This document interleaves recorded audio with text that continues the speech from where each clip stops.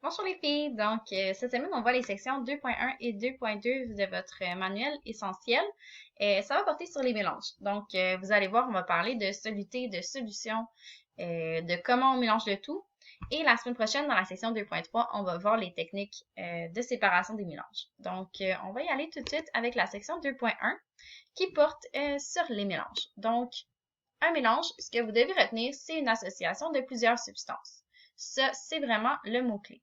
Okay? Association de plusieurs substances. Évidemment, plusieurs, ça implique qu'il y en a au moins deux. Okay? Donc, deux ou plus. Les propriétés, donc les caractéristiques d'un mélange, ils vont dépendre des substances qu'il compose.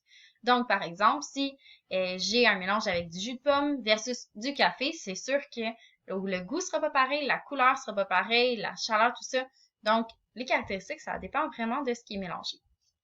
Un mélange, ça peut avoir une ou plusieurs phases. Ce que ça veut dire, par exemple, on avait vu les phases de l'eau dans le chapitre 5, si je ne me trompe pas. Dans le chapitre 1, pardon. Donc, on avait vu dans le chapitre 1 les phases de l'eau. Si vous vous rappelez, bien évidemment, on avait l'eau qui pouvait être sous forme gazeuse, sous forme liquide ou sous forme solide. C'est un peu le même principe. Donc, les mélanges, ils peuvent avoir différentes phases, dépendamment de quel mélange. Une phase correspond à chaque substance qui forme le mélange. Donc, une phase peut être solide, liquide ou gazeux. Comme l'exemple ici qu'on vous donne, la brioche est un mélange constitué de pâte solide et de raisins secs solides. Donc, les deux sont solides, ils forment un mélange. Ça pourrait être ici un bol de céréales. Okay? Donc là, vous avez le bol de céréales. Évidemment, les céréales sont solides, mais le lait qu'on va mettre à l'intérieur, lui, il est liquide. Donc, il y a différentes phases. On a différents types de mélanges. Premièrement, on a les mélanges qui sont hétérogènes. Hétéro, ça veut dire différent. OK? Donc, hétérogène, ça veut dire que on va pouvoir distinguer, donc on peut voir à l'œil nu, les différents constituants. Okay? Par exemple, ici, on voit très bien sur la brioche qu'il y a de la pâte, mais il y a aussi des raisins, ou dans notre bol de céréales, il y a des céréales et du lait. Donc, on voit clairement à l'œil nu qu'il y a différentes choses à l'intérieur. Okay? C'est le mélange hétérogène. Pour le mélange homogène, homo, ça veut dire pareil. Okay? Donc, homogène, ça va être identique. Ce que ça veut dire, c'est qu'on ne peut pas distinguer, on ne peut pas voir ces différents constituants.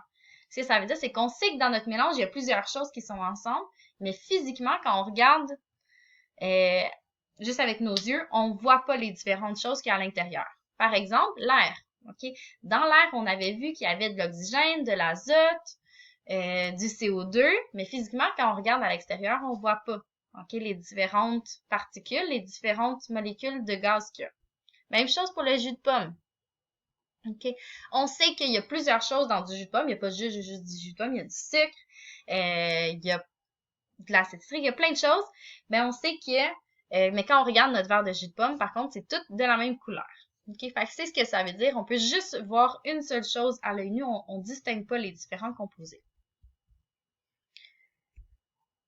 Ça, c'est pour la section 2.1. Donc, vous voyez, il n'y avait vraiment pas beaucoup de matière.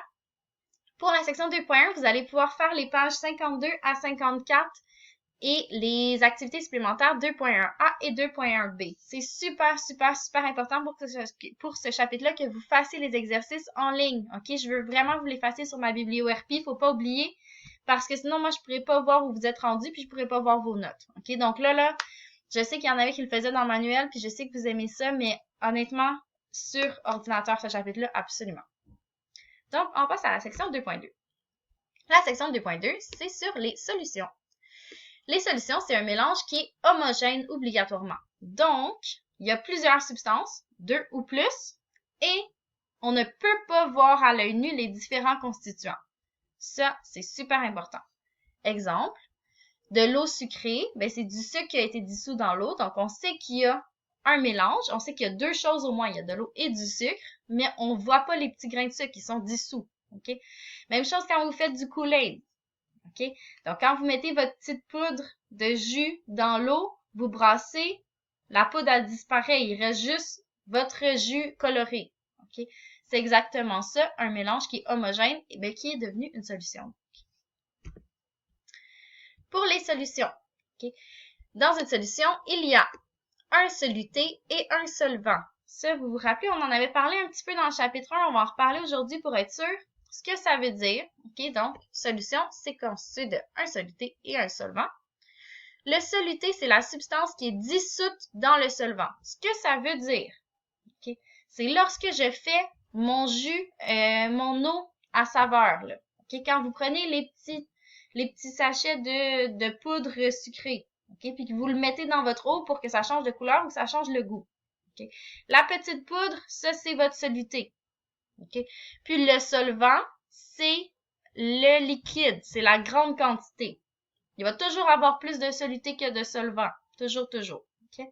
Donc, notre solvant, c'est notre eau. Notre soluté, c'est la petite poudre qu'on met à l'intérieur. Puis, une fois que c'est brassé, que c'est mélangé, ce que ça nous donne, c'est la solution. C'est notre jus final qui goûte sucré. Okay? Ça, c'est vraiment important de comprendre ces deux concepts-là. Qu'est-ce qu'une solution aqueuse?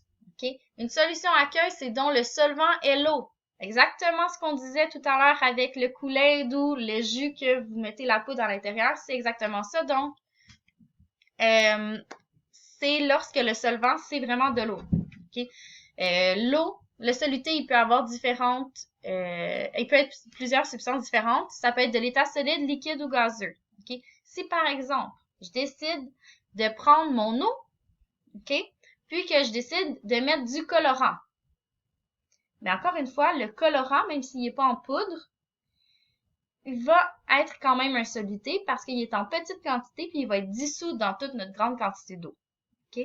Donc ça, c'est vraiment, solution aqueuse, là, c'est lorsque le solvant, c'est de l'eau.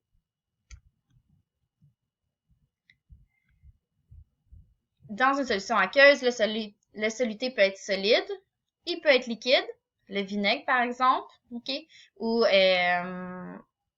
il peut être un gaz aussi, par exemple le gaz carbonique qu'on retrouve dans les boissons gazeuses. OK? Donc, quand on boit un Pepsi, physiquement, ça a toute la même couleur, mais il y a des petites bulles à l'intérieur. OK? Ça, c'était tout pour la section 2.2. Donc, vous allez devoir faire les exercices de ces deux sections-là. OK? Donc, on avait les pages 52 à 54, on a 58 et 59. Et on a les activités supplémentaires 2.1a, 2.1b, 2.2a et 2.2b à faire. Encore une fois, je le répète, là, super, super, super important. Vous me le faites dans le manuel interactif. OK? Donc, ça doit être absolument en ligne sur ma biblio-RP. Vous avez toute la semaine pour faire ça. Gênez-vous pas, écrivez-nous si jamais vous avez des questions, ça va nous faire plaisir. Bonne semaine!